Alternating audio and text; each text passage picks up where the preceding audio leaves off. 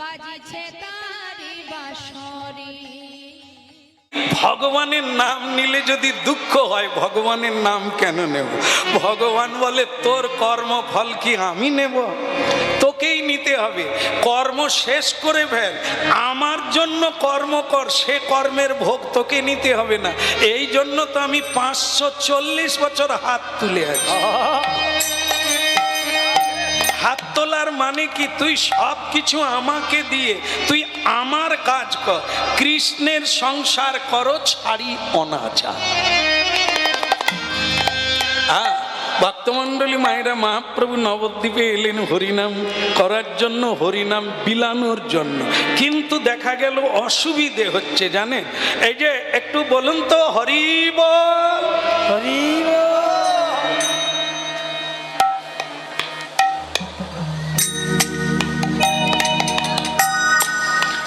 আমরা হরিনাম গাই তো, কিছু কিছু লোক দেখবেন,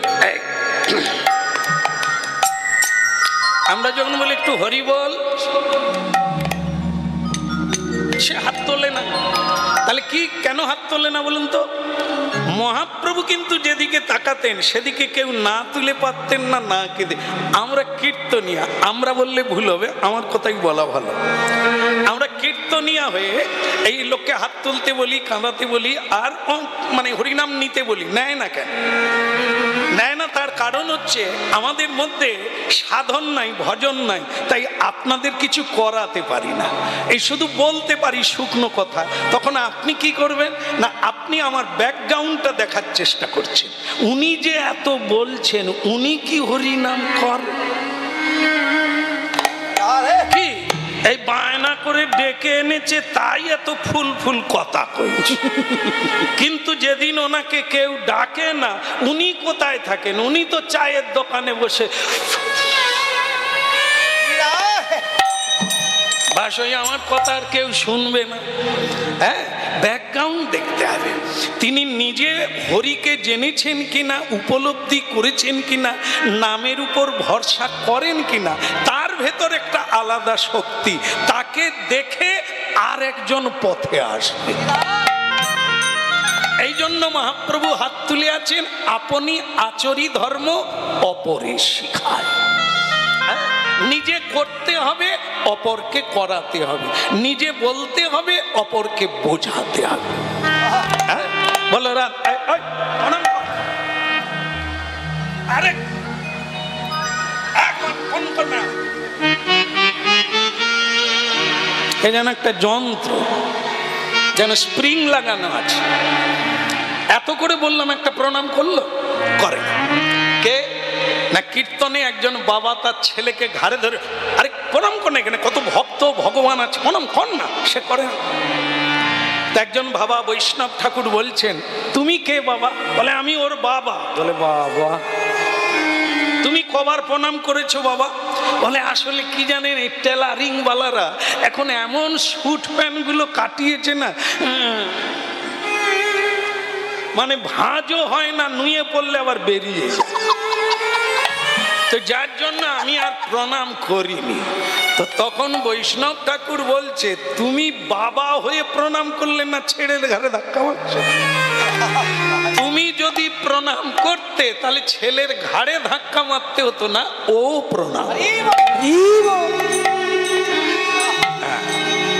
18 বৎসরে মেয়েটার বিয়ে দিল, তার নাম চম্পা। চম্পার বিয়ে দিল, যাওয়ার সময় মা কেঁদে কেঁদে বলল, চম্পা, শাশুড়ি যদি 5 কথা বলে কিছু বলবি না, সব সময় মাথা নিচু করে থাকবি, যে যা বলবে সকলে করবি।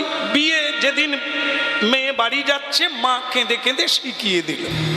মেয়েটা গিয়ে সেখানে চালু করে দিয়েছে, এমন চালু করে দিয়েছে, তার বাড়ির থেকে তাড়িয়ে দিয়েছে, ঘরের জিনিস ঘরে এসে গেছে। ফোন করে জানাচ্ছেন, তোমাদের ঝাড়ের বাঁশ ঝাড়ে রাখো। বলে কি শিক্ষা দিয়েছো? কিছু বলতে না বলতেই আগে বলা চালু করে দেয়। মা তখন চড় দেখিয়ে বলছে, হ্যাঁ রে, তোকে যাওয়ার সময় অত করে বললাম, তুই কিছু বলবি না, তুই চালু করে দিলি। বলে মা, 18 বৎসর যেটা দেখেছি সেটা করব, না একদিন যেটা বললেন সেটা করব? কি বলে 18 বৎসর দেখলাম সকাল থেকেই তুমি ঠাকুমার সঙ্গে ঝগড়া করো, দাদুর সঙ্গে ঝগড়া করো, বাবার সঙ্গে ঝগড়া করতে করতে বাবা অফিস চলে যায় কাঁদতে কাঁদতে। তো তুমি তো আমার সেই মা, আমি জানলাম বোধহয় ঝগড়া না করলে সংসার করা যায় না, তাই আমি চালু করে দিই। তাহলে কোনটা? বলার চাইতে কাজের দাম বেশি। লেকচার দিতে হবে না, মাইকো ফোন করে সভা সমিতি করার লাগে না, ব্যক্তি চরিত্র ফুটিয়ে তোলো। মোড়ের মাথায় টাচু হয়ে থাকবে, লেখাপড়ার সময় শিক্ষক শিক্ষিকা তোমাকে দেখাবে, দেখো কেমন মানুষ ছিল। ওই দেখো ঈশ্বরচন্দ্র বিদ্যাসাগর কিভাবে লেখাপড়া করেছে। এরা কি? এরা দৃষ্টান্ত, এরা স্তম্ভ হয়ে গেছে, জ্যোতির্ময় দিশারি হয়ে গেছে। এর নাম চরিত্র। তুমি জীবনে এমন একটা চরিত্র হয়ে যাও, বলার লাগবে না, শুধু করার লাগবে। এই জন্য ভক্তমণ্ডলী মায়েরা, হ্যাঁ শোনার লোক অনেক আছে, কিন্তু সাধু কোথায়? এই সাধু যত দুর্লভ হয়ে যাবে, কমে যাবে, আমাদের ধর্ম প্রচার তত কম হবে। হ্যাঁ, পৃথিবীতে রই রই কাণ্ড চলছে, খালি যেখানেই যাচ্ছি সনাতন ধর্মটাকে রক্ষা করুন, রক্ষা করুন। হতভাগা রে, তুই কি করছিস? আমাকে বলে জানেন শ্যামসুন্দর প্রভু, এবছর আমি 45 পালা হরিনাম শুনেছি। শুধু আপনার এক পালাও শুনতে পাইনি। আপনি আমাদের এলাকায় ঢুকেননি কেন?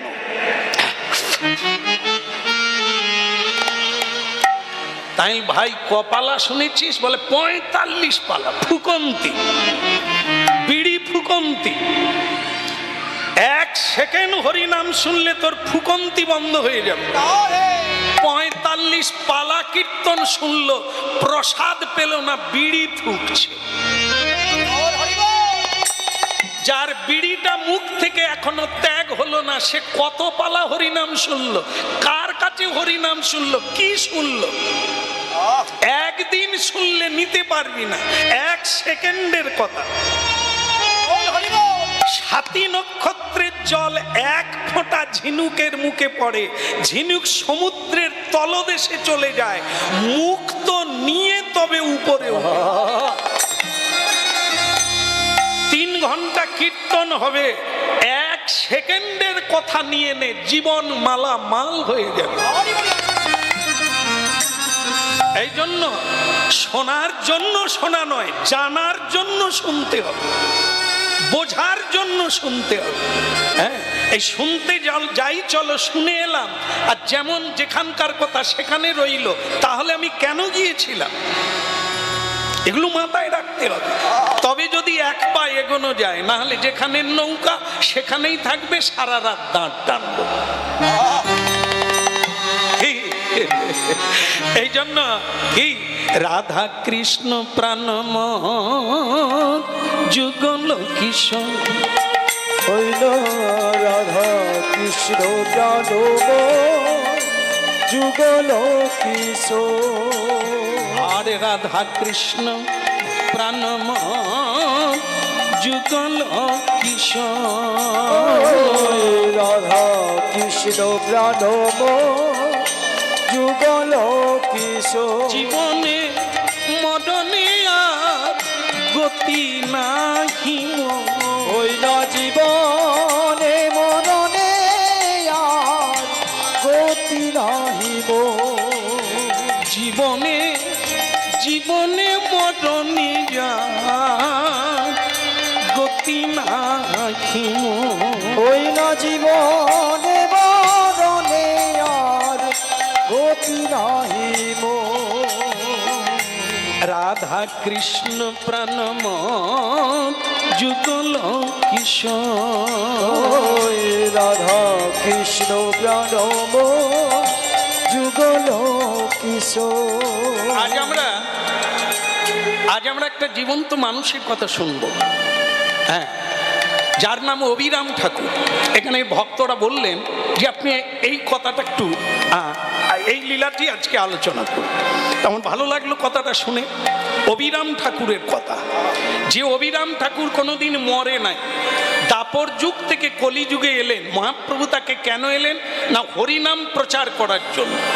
এই হরিনাম মানুষকে দিতে গেলে এমন একটা মানুষের দরকার যে মানুষটা মানুষের অতীত হয়ে গেছে, যে মানুষ ভগবানের সঙ্গে যুক্ত হয়ে গেছে, সে সবাইকে টেনে নিয়ে গিয়ে তার সঙ্গে যুক্ত করে দিতে পারে। এমন একটা শক্তিধর, এমন একটা চরিত্রবান মানুষকে আনতে হবে। সবাইকে এনেছি বৃন্দাবন থেকে।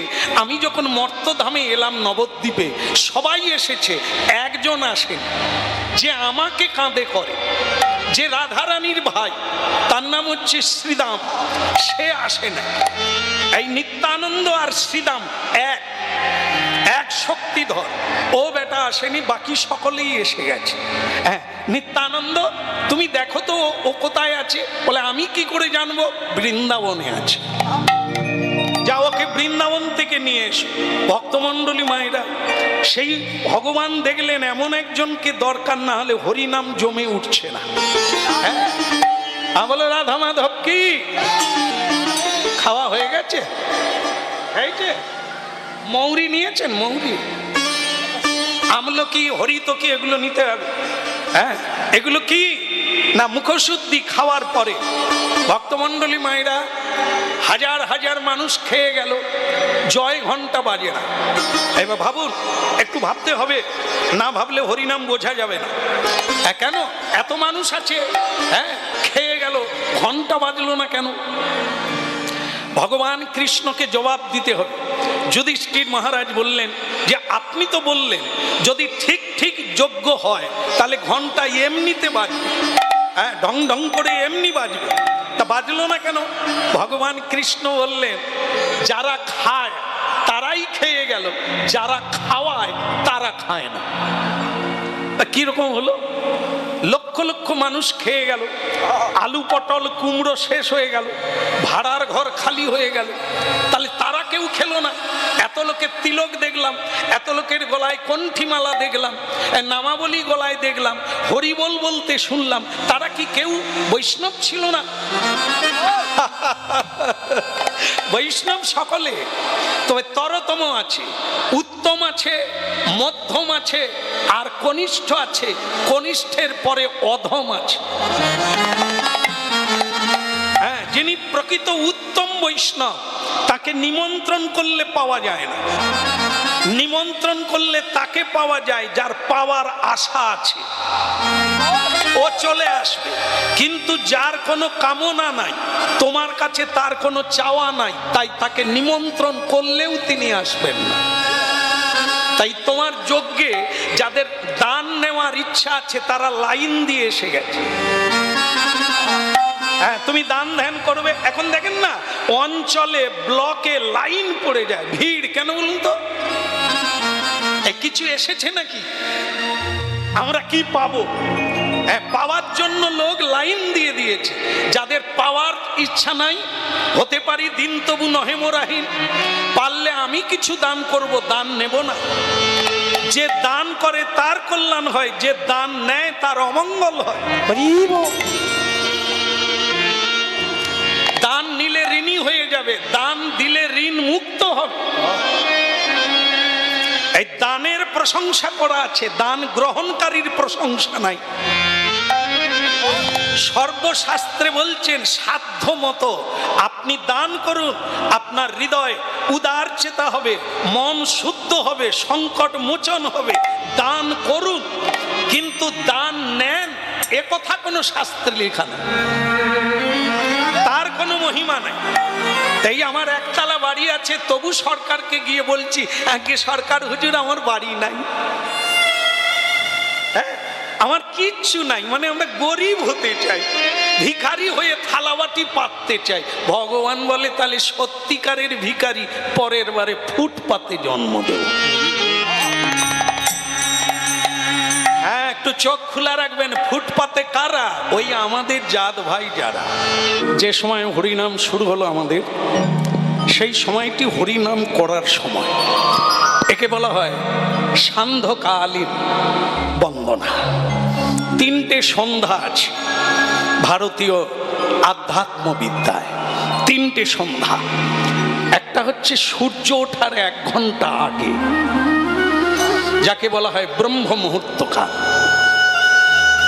3 বার সন্ধ্যা বন্দনা আহ্নিক করতে হয়। এই সকালবেলা সূর্য ওঠার 1 ঘন্টা আগে একটা, আর বেলা 12টার সময় তখন একটা সন্ধ্যা। ভারতীয় সাধুগণ এই 3 বার করে বসে।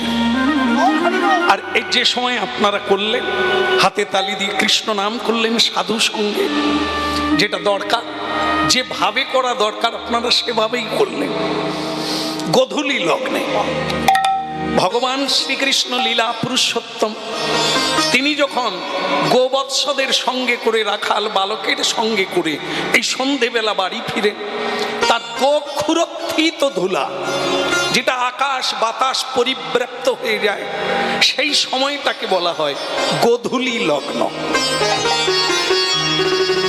এই সময় মানুষ শুভ কর্ম করে, এই সময় মানুষ ধ্যান জপ করে, এই সময় মানুষ ভজন করে, যেটা আপনারা করলেন।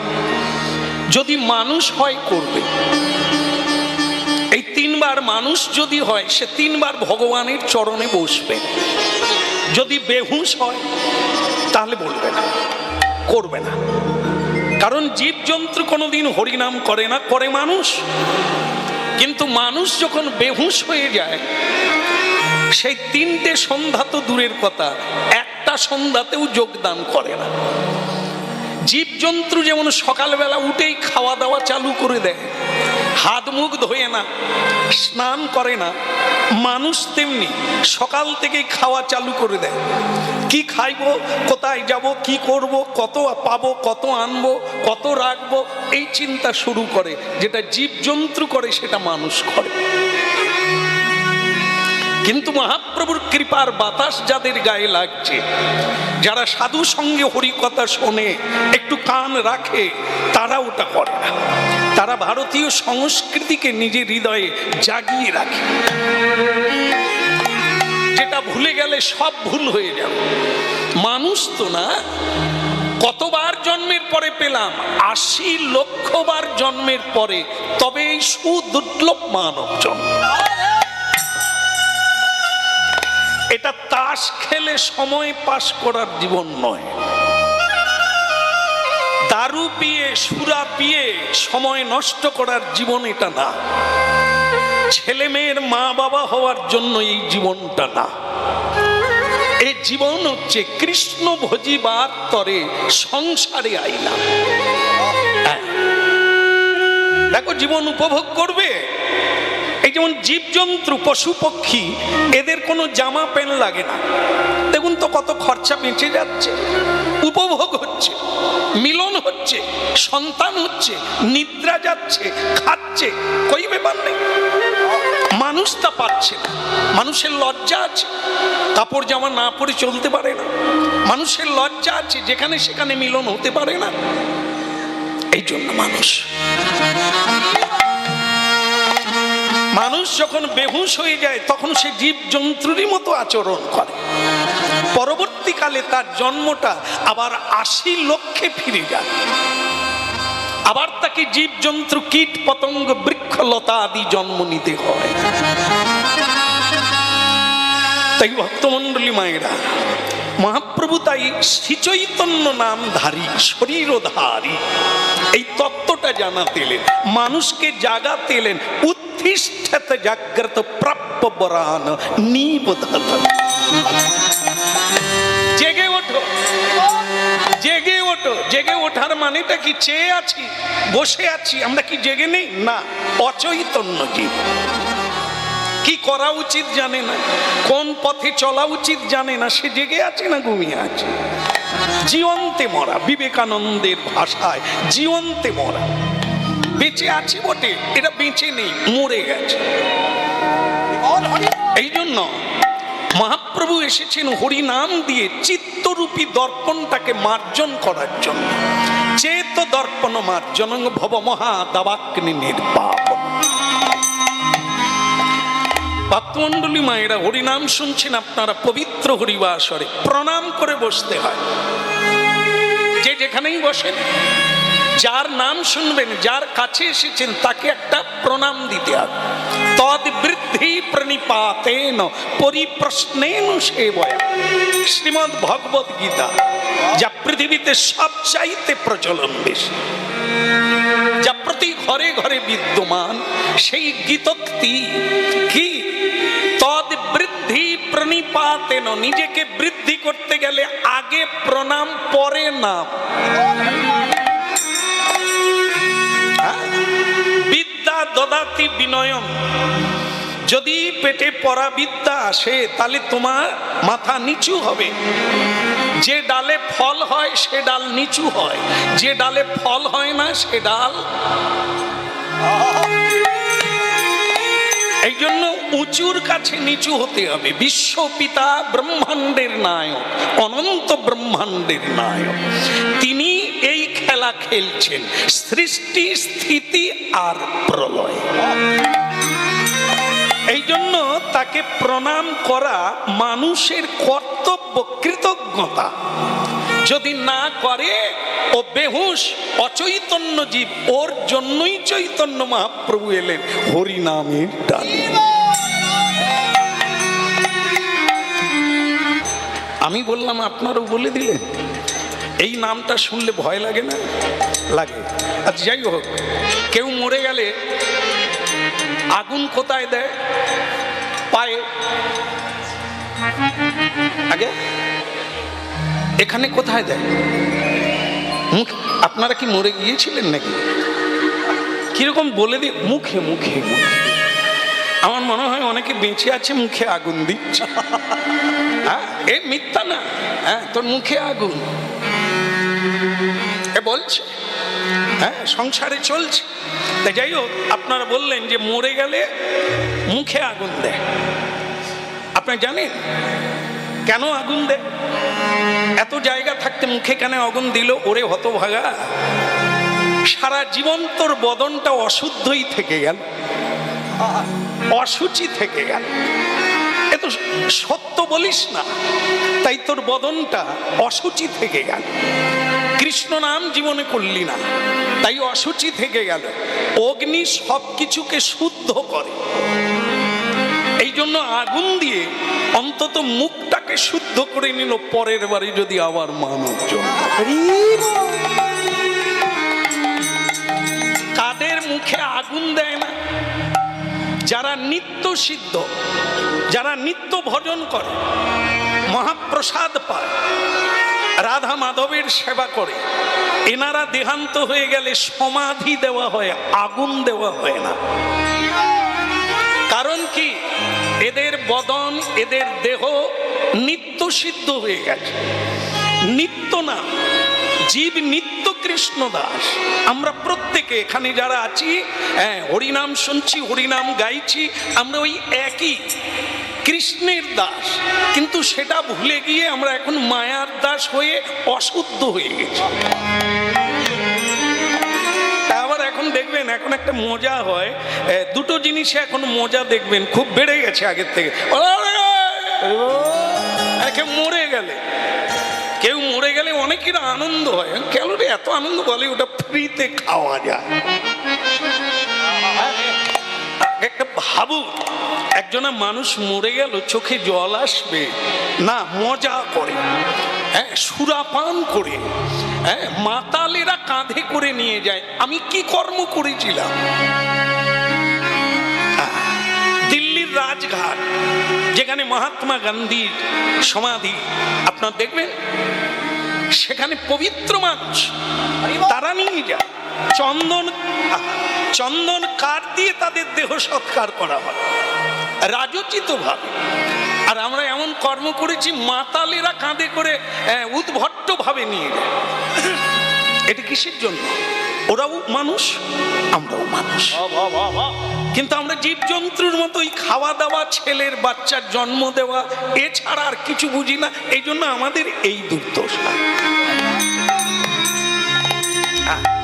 এই জন্য ভক্তমণ্ডলী মায়েরা হরিনাম শোনার লাগে, হ্যাঁ, তারপর বোঝার লাগবে, তারপর করার লাগবে। করবেন কিনা এটা স্বাধীনতা ভগবান সবাইকে দিয়েছেন, কিন্তু মহাপ্রভু অনুরোধ করেছেন, শুনতে বলেছেন। একটু শুনুন আর একটু বোঝার চেষ্টা করুন আমরা কোন জায়গায় ছিলাম, কোন জায়গায় এলাম, এরপরে আমাদের স্তরটা আরো কোথায় যাবে। এই জন্য এই বদনের দ্বারাই পাপ অর্জন করা যায়, এই শরীরের দ্বারা পাপ অর্জন করা যায়, আর এই শরীরের দ্বারাই আপনি এমন কর্ম করবেন দেবতা বেনে যাবেন। হ্যাঁ, মরে যাওয়ার পরেও আপনার গলায় মালা পড়বে, আপনাকে লোকে প্রণাম করবে, শ্রদ্ধা করবে। কিসে না, ভারতবর্ষের দুটো জিনিস, একটা হলো কর্মে মহান, ধর্মে মহান। আজও পৃথিবীতে মহাপুরুষেরা, ধার্মিকেরা প্রণাম পাচ্ছে, তাদের চরিত্রের কীর্তন করা হচ্ছে, বর্ণনা করা হচ্ছে। আর কর্ম যারা করে মহৎ হয়েছেন তাদের কর্মকে দেখে লোকে প্রেরণা পাচ্ছে। হ্যাঁ, ভক্তমণ্ডলী মায়েরা অলস প্রবণ নয়, ভিক্ষা চাওয়া নয়, ভিক্ষা চাইতে চাইতে ভিখেরি হয়ে যাওয়া এটা না। হতে পারি দিন তবু নহি মোরাহীন, মহাপ্রভু শিখাতে এসেছেন কেউ তোমরা ভিখারির ছেলে না, তোমরা হচ্ছে সম্রাটের ছেলে। কে সে সম্রাট? শ্রীকৃষ্ণ চরণারবিন্দ। তিনি যদি রাজার রাজা হয়, আমরা যদি তা থেকে আসি, তারই পুত্র হই, তাহলে আজ আমরা ভিখারি কেন? হ্যাঁ, বাবাকে মানবি না, বাবার কথা শুনবি না, তজ্জ পুত্র হয়ে দিল্লির ফুটপাতে ভিক্ষা চাইবি নাকি তুই সম্রাট হবি? ক্যা বাত, ক্যা বাত। বাবাকে মানো, বাবা হাত তুলে দাঁড়িয়ে আছে, আর আমরা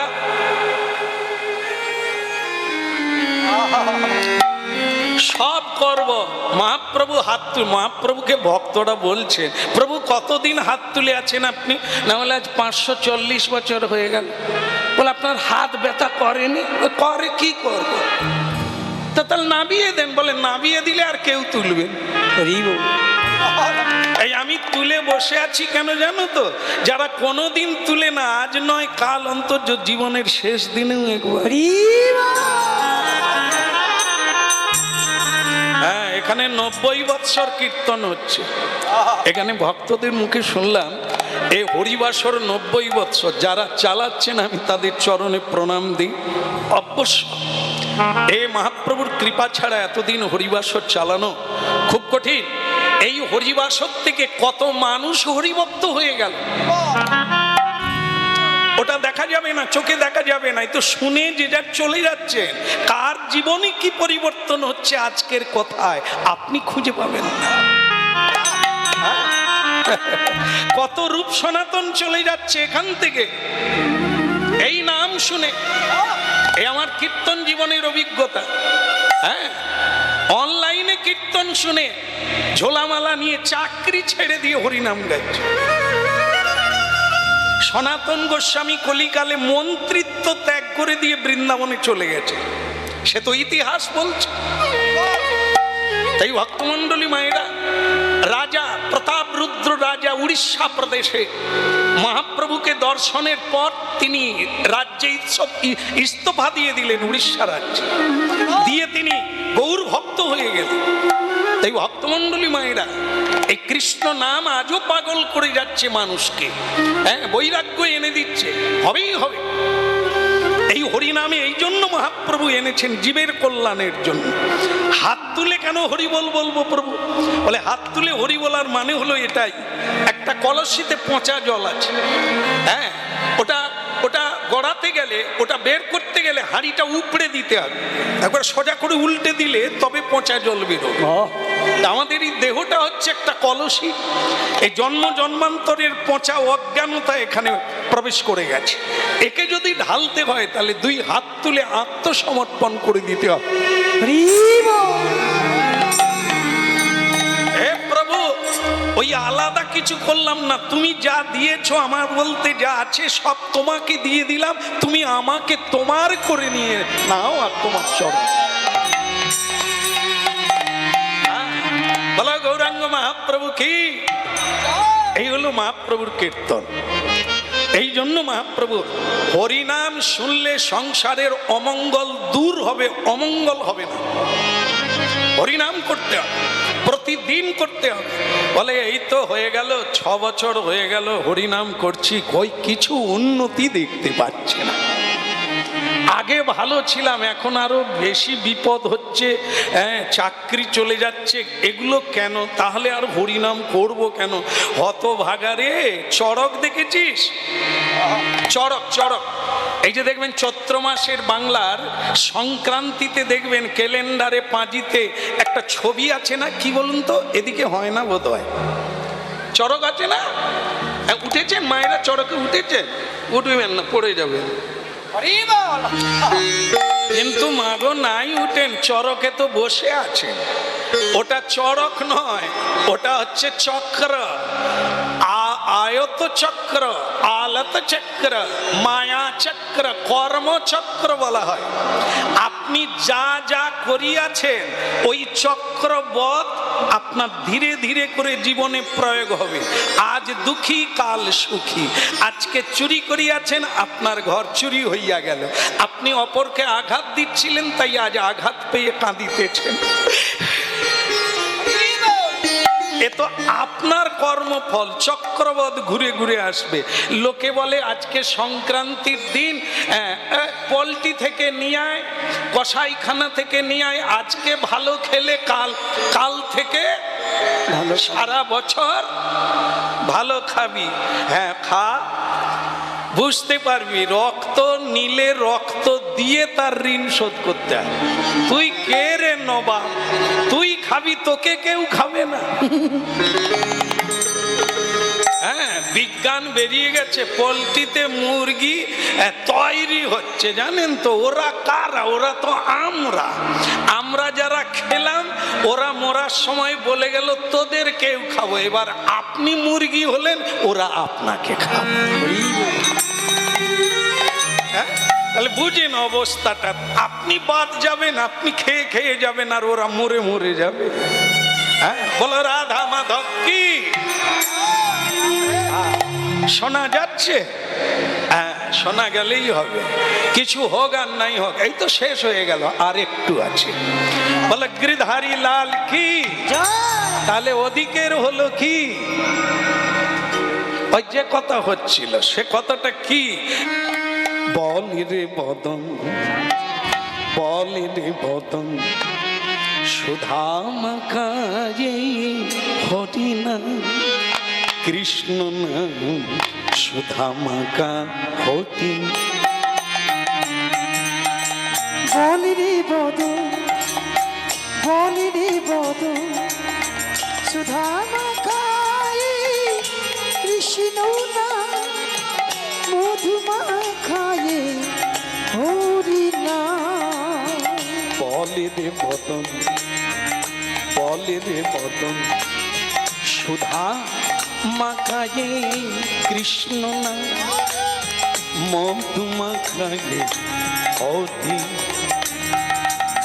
বলি রে বদন, বলি রে বদন, সুধা মাখায়ে কৃষ্ণ নাম, মধু মাখায়ে হরি নাম।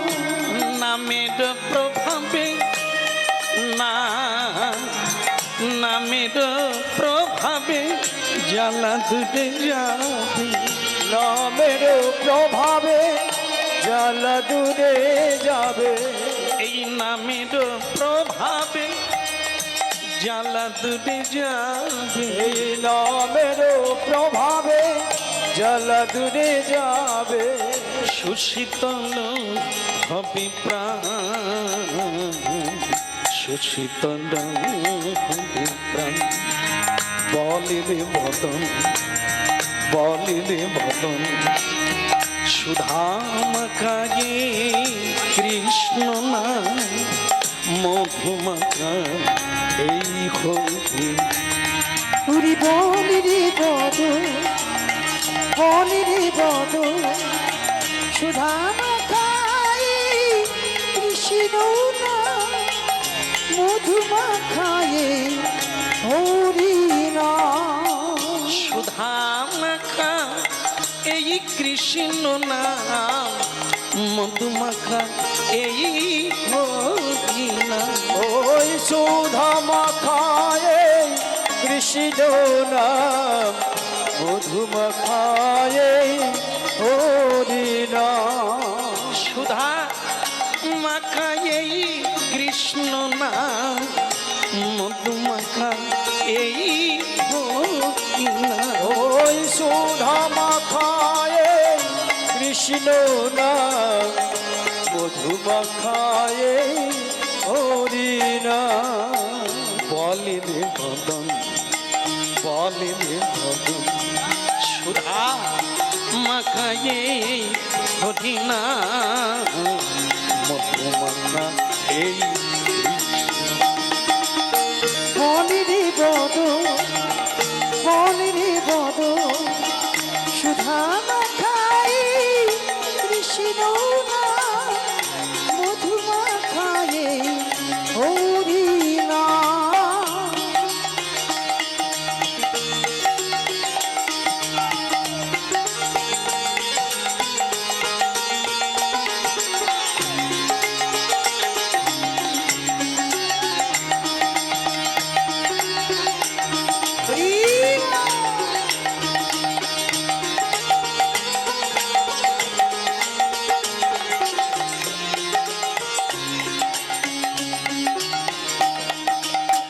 বলে রে বদন, বদন বদন, এই বদন বাক্যই হচ্ছে ব্রহ্ম, শব্দ ব্রহ্ম, এর দ্বারাই উপাসনা হয়, বৈকুণ্ঠ নগরে ফিরে যাওয়া যায়, এর দ্বারাই পাপ হয়, মিথ্যে আর বাঘ বিতণ্ডা, চালাকি করা, এই বদনের দ্বারাই হয়, এর দ্বারাই নরকে যাওয়া যায়।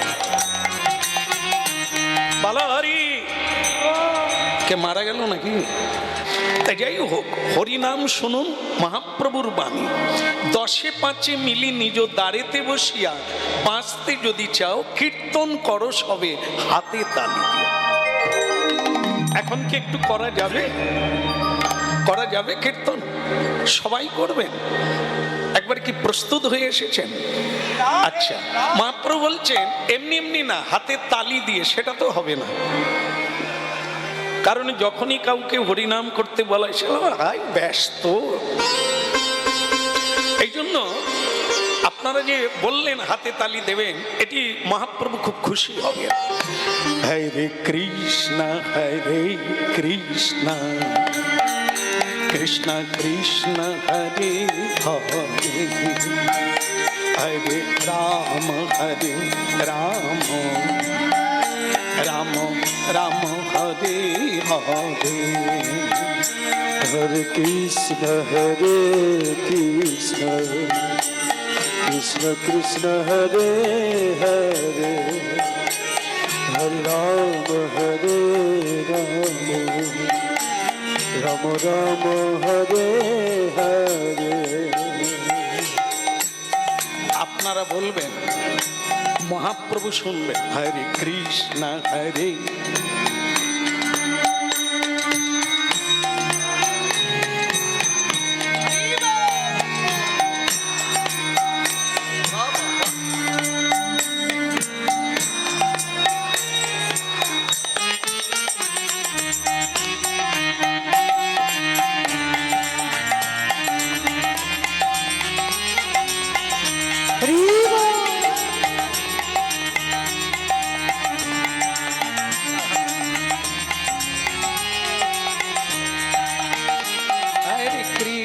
हरे कृष्ण कृष्ण कृष्ण हरे हरे हरे राम राम राम हरे हरे हरे कृष्ण कृष्ण कृष्ण हरे हरे हरे राम राम राम हरे हरे हरे कृष्ण কৃষ্ণ হরে হরে হরে রাম হরে Ram Ram Ram Hare Hare Hare Krishna, Krishna Krishna, Hare Hare, Hare Rama, Rama Rama, Hare Hare. Hare Krishna, Krishna Krishna, Hare Hare, Hare Rama, Rama Rama, Hare Hare. Hare Krishna, Krishna Krishna, Hare Hare, Hare Rama,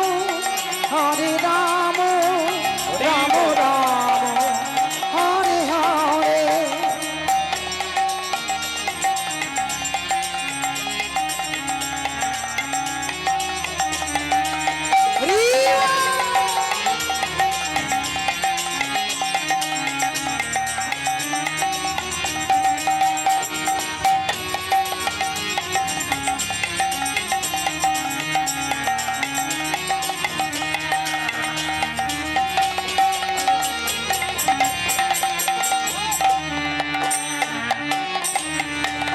बोलिए गौरांग महाप्रभु की